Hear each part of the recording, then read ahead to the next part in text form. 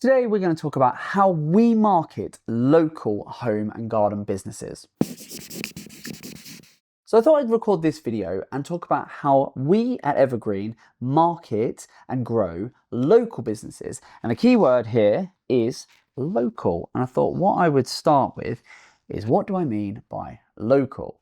Well, by a local business, what we mean by that is a business that operates within a very specific set area. So if you have a bricks and mortar business, if you operate within a set area, maybe you operate within your local town, your city, you may be able to sell your product or your service further afield, but for the most part, most of your customers, most of your sales and leads come from the local area. If that is you, then you're going to want to watch this session, because I'm going to tell you exactly how we market our local clients. And we have, as a portfolio, we have about a 50-50 split in terms of 50%, about half our portfolio are local businesses, some of them small, some of them very big, with multiple locations, multiple sites, but they still are local. Their customers, for the most part, are coming within a 20, 30, 40-minute radius. Even if they have multiple locations, there's still, each of those locations appeals to a local customer demographic. And then we have about the other half of our portfolio is e-commerce brands, where naturally geography is less of a play. They can sell nationally and internationally. But for this session, we're going to look at how we market local businesses. So to get started on this, I've actually got to explain a little bit of SEO. So bear with me, because SEO is one of those things that I've been doing for most of my career. And in the early days of working with businesses, I actually did a lot more local businesses than e-com. So in the early stage, when you're getting started, you work with the local hairdresser, the local pest controller, the local yoga teacher. That was the start, the early days of my career. And in doing that, SEO was always a big part, and it was always, you need to SEO, optimize my website and make sure the SEO is working, and this, that, and the other. And there'll be many of you watching this thinking, we still think about that, we're mindful of that, and it's still absolutely important. Even in this day and age of AI and LLMs, which is large language models, and all the technical stuff, and Google and ChatGPT and all this, that, and the other, optimization and SEO still plays a role, still really, really important. But people do love to overcomplicate it. And I've always had a really, really simple philosophy, which is baked into, even to this day, how we market local businesses. And for all of you that operate within a very set area, there's only two things you need to be thinking about when it comes to how to optimize your website and how to do SEO. And that is, we just need to make sure that our website conveys what and where. It's so simple. And I love keeping things simple. And so when it comes to how we can optimize our website, and where we start when we're thinking about, well, how we're going to market this business, is we spend some time and we speak to our client, we speak to the brand, and we say, well, look, let's just be really clear. Let's go back to basics. So we go on the website and we say, well, let's look at what it is you do. And that's a pretty straightforward question. So we sell hot tubs, we sell kitchens, bathrooms, we're a garden centre, whatever it might be. So we say, great. Okay, we've got a tick in that box. We convey what we do. Lovely. Everyone, most people, most websites, even established brands, they do this pretty well. This, however, is where a lot of them fall down, particularly from an SEO, from an optimization perspective. So we say, let's look at your website. Well, first of all, we have the conversation and we say, well, so where do you do it? And they say, oh, well, we've got clients from all over the place. And we go, yeah, but really, and for most of you watching, where are most of your customers coming from? Where are they, they're traveling from? If you're a local business, you go, well, actually, we make most of our customers from the local town, the local area. We know no one really travels beyond 45 minutes to get to us, whatever it might be. So we say, okay, so that's fine. So you know what you do and you know where. Lovely. Now, let's look at your website and see if the website conveys where. And this is where a lot of people get it wrong, is because their website conveys very well what they do, but it doesn't reiterate where they do it. And so if you're worried about SEO, if you're a business that is paying for someone to do your SEO and they're going, oh, well, we're optimizing all of your stuff, and you're a local business, it can be very effective, but it doesn't need to be overly complicated. And what I want to do is arm you with some little nuggets that you could just go and sort of challenge them and go, well, actually, let's just check, because To optimize your website, really, all you need to make sure that you do is every page on your website conveys what it is the message you're trying to convey, whether it's a service, a product, it's the core message, whatever it is, and where you do it. It's very simple. And that is SEO in a nutshell, right? There's more to it than that, but essentially from a local business perspective, most of what you need to think about in terms of how to optimize is, are we correctly conveying what we do, product, service, whatever, and where we do it? And then yes, off the back of that, there's the technical stuff in terms of making sure the website is a good user experience, it's fast, it's easy. So all of those sort of technical foundations, yes, of course they're important. And then building on that, you then need to look at content and essentially, do you deserve to rank? And are you an information resource as well as just a shop window? Like that stuff all factors in, absolutely. But fundamentally, as a local business, and we've been able to, the amount of things I could share, we've been able to help so many of our clients that are local businesses. And some of these are doing 2, 3, 4, 6, 5, 6 million turnover. We've been able to help so many of them by just because we look at their website and we go, you're doing a great job of conveying what you do, but you're not telling people where you do it. And from a Google and from a search engine, its ability to rank your website, it needs to understand, okay, they provide this service or this product and they do it to people in this area. And then by correctly optimizing this, you will enable people to find you when they search for such and such product, service or solution or problem near me, close by, in the local town, because Google will go, I know a company that does that and this is where they are. So what and where? That, my friends, is SEO in a nutshell. So that's the first thing, right? That is the first thing. That's like the basics that we get in place in terms of when we think about how we're going to market local businesses. Then beyond that, we think about it from a full funnel advertising perspective. So you've got basically top of funnel, middle of funnel, and bottom of funnel. That's what these stands for. Top of funnel, middle of funnel, bottom of funnel. And again, this is going to vary, depending on what type of product you sell and so on and so forth. But running ads, and most brand businesses or most small businesses will be running, paid search, right? So you've got your paid search, which is your Google, it's your Meta and stuff like that. They'll be running Meta ads. These are probably, so Meta ads, I probably should have put Google there. We'll do that. We'll say you've got Meta, you've got Google. And really, it's just about understanding where your ads sit in terms of what's the messaging, and understanding that really, if you think of your ads in 3 layers. So this is more about, this stage here is more, well, potentially it might be about brand awareness. We need people to become aware of us, that we are in the local area.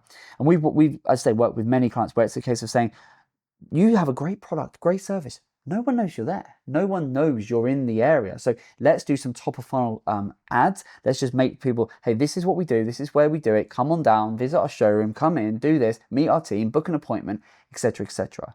Then your middle of funnel is really about why you, right? It's really conveying, these are the USPs of what we do. This is what we do. This is how we do it. This is our team. These are our services. This is why you should buy from us. So this is the nurture stage. So making sure that, again, across Google, Meta, any other ads that you're running, thinking about it in terms of different, and this is going to require different messaging, different creative, you're using the same platforms, but you're providing different messages. And obviously baked into this is you're thinking about the audience. So these are people that don't know you, never been on the website.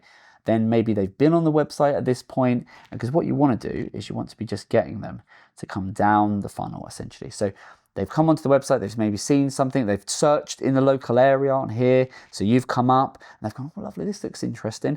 They go in, you're then seeing them there. You're then Meta here, you're retargeting them, you're pushing them, you're saying, hey, now we know you've been on our website.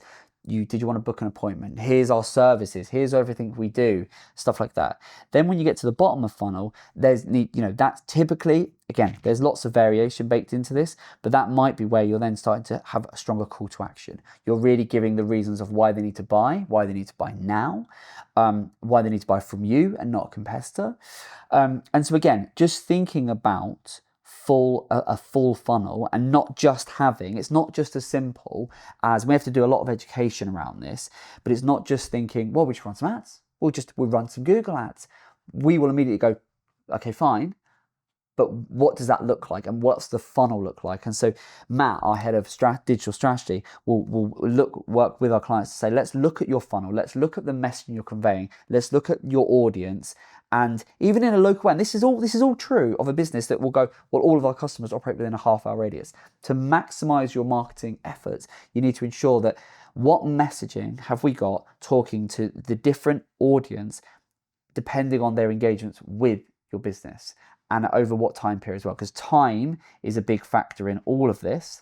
So what you're saying, when and how you're saying it, over what time period, because we've got clients where the consideration phase for them to, for their customers to buy on average will be 12 to 18 months. That is a long time. And so there's a lot of nurturing. They become aware of you here, and it's like, okay, great. But then this piece can take months. And so the job of this, using ads, using email, is just to stay top of mind, is to stay in their mind's eye, so that when they are doing that renovation, they're doing that project. I mean, obviously all of our clients are in the home and the garden, that sort of space. So there's a lot of products. If you're going to buy a hot tub or model your kitchen or extend your house or any of these sort of things, you don't just wake up one day and decide to do this. So it's making sure you have the creative and have the sequencing and understand the customer journey, so you can create ads that are going to appeal to them depending on where your customer is at in the journey. So it's a very simple, hopefully simple way of explaining that. But thinking about full funnel ads is a big part of how we managed to market very successfully many local businesses. Other things that we love to. So I love leaflets.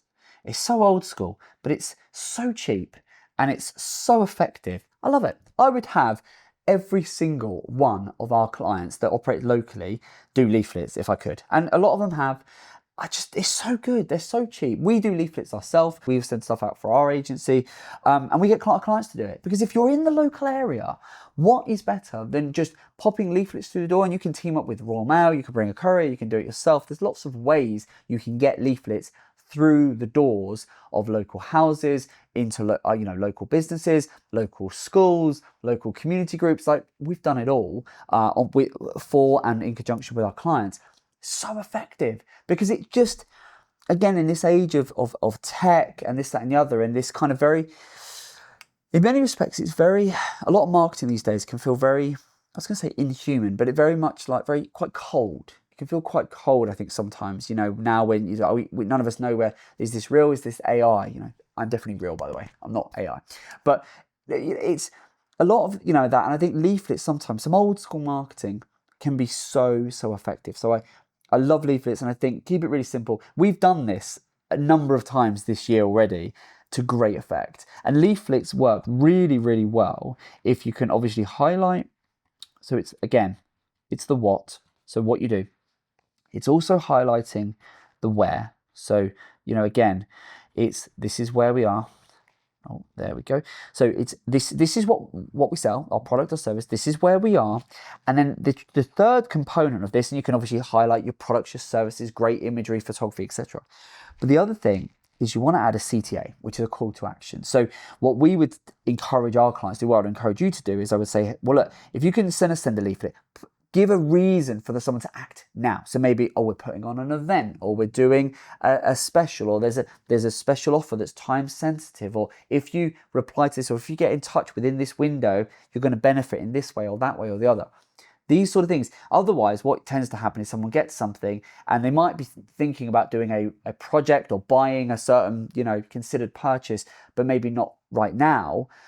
You want to give them a reason to go from just being a leaflet that through their door to actually, I'm going to raise my hand as that customer, that end user. I'm going to maybe reach out, and you then, if you give them a reason, they might not buy at that moment because they're not ready to, right? Because most of our customers are not in market ready to buy our product or service. But if they can go from just being a leaflet they might look at, maybe put on their fridge, to actually, I'm going to express an interest. So they then register on your email database. You then, as a business, you then have their contact name, their number, you have their email, you have more information about them, maybe an idea of what they're planning to do or what they're thinking about buying. It moves them on. So having a call to action, and we've done this again, as I said, with, where we'll say we're going to run events, we're going to encourage people to give people a reason to reach out. So again, but leaflets, you can get hundreds of leaflets for pennies, distributed in the local area. It works so well. It works so well, honestly. If you haven't done this, you need to do it. And as I said, sort of in line with this is these events. Events, physical in-person events are just great. They just, if you've got a showroom, if you've got a store. I've had many people on the podcast where they've said, we sell this product or that service or this, that, and the other. And I said, well, how often? And they said, we just struggle to get people footfall, into the store. And I've said to them, well, go and do, leaflets, but encourage them, say on this bank holiday or this day or whatever for this, Christmas or for this, that, and the other, run an event and say, we're going to run this open weekend, or we're going to do this, or you get an extra discount, or you get this, or you come and have a glass of champagne and some nibbles and you can have a look around. Give people a reason to physically come in, because if you do that and you capture their data, mamma mia, beautiful. So events, very, very powerful, and can work really, really well. There's one more thing. So we do all of these things. We do events, as in partnership with our clients. We encourage them to do print, whether it's leaflets, brochures, guides, all of this good stuff. And then obviously we do, there's all the creative stuff. There's, like the creativity, the creative side of it is key, and it's that sort of storytelling. It's storytelling, but it's also it's humanizing. I think what we see a lot of businesses do, local businesses, is they're reluctant to go on film. They're reluctant to go on socials.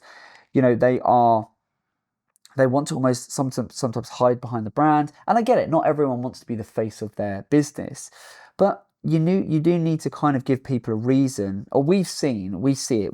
The clients that are happy to be the face of the brand, or someone in the brand is happy to be the face of it and helps to humanize, because that's really what it's about. Local businesses, those that humanize themselves and they say, this is me, this is who I am, this is what we do, they're the ones that win. Because local business, if you look at the DNA of it, it's all about community. It's all about community. If you're a local business, you need people to talk about you. You need people to refer you, to recommend you, to, you need that local visibility. So you do need to engage in the local community. And a great way to do that is to front your content in whatever way feels comfortable for you. And a great anchor, the ability to humanize, to get it over that kind of, where do I get started? What does this even mean? Is just think, well, what's the story I can tell? And we've got clients where, I've got a client that wasn't even on LinkedIn. She runs a business. She wasn't even on LinkedIn. Before she started working with us, I was like, you've got to be on LinkedIn. But then actually, and we said to her, you need to do this. You need to humanize. You need to tell stories. You need to do leaflets. Everything I've said on this episode, we encourage her to do. She's doing it all. Her business is growing exponentially. It's amazing. And she said to me this question, she said, well, no one's going to care. I haven't got anything to say. I said, yeah, you have. Tell your story. Because she was running this business. She'd bought the business. She'd had some tough times, this, that, and the other. And I said, just tell that story. Tell that story. Make that part of the story of your business, where you are, who you are, and then do all the local touch points. And then now people come in and they go, hi, it's you. I've seen you. I've read this. I saw you here. I did this. I got your leaflet. I saw your local ad.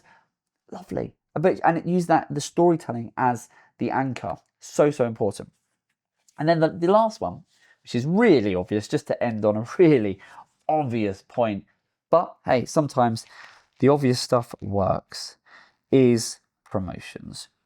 There we go. right, promotions are just are just so key. They work great. You know, if you can tie a promotion in, not all the time. You don't want to be a brand that's always in a sale. You know, none of our clients do that many sales and promotions. But if you could build this into your marketing calendar, think, okay, do you know what? Once a year, 2, 3 times a year, we're going to run a summer sale, maybe a winter sale, maybe we're going to go all in on Black Friday, maybe we're going to run a couple of events, promotions out of sync of everyone else, but baking this into your calendar so it's not a last minute, oh, we've got loads of surplus stock or we need to sell. That's the wrong approach. But actually strategically baking this in, again, it gives you a couple of anchors as you look at your marketing for the year ahead to go, well, actually, this, you know, we can do that. We're going to do this and we're going to do that, and we do this for our clients, and we'll then go and create content with them months in advance, and it'll be planned into their marketing schedule weeks, months in advance, sometimes 6, 8, 9 months in advance of when we know we're going to do it.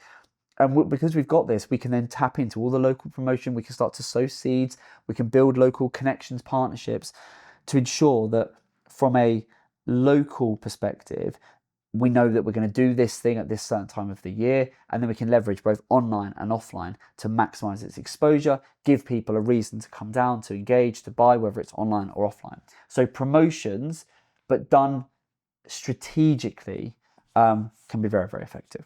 So those are, every one of those things is exactly very practical examples. They are exactly what we are doing to grow our local home and garden businesses, which, as I said, is about half of our portfolio. And our local businesses range from those doing $500,000 to $1 million, right the way up to doing about 30 million and everything in between. And these are all small businesses that are combining all of those online, offline efforts and those principles. So hopefully it's been useful. Take some of them. If you're not doing them, do them. If there's anything particular you think, oh, do you know what? I'm not doing that, but I want to do that. I'm going to start doing that. Let me know in the comments. I would really love to know. Thanks so much for watching. Make sure you like, subscribe to our channel if you haven't already. And I'll see you on the next one. All the best. Take care.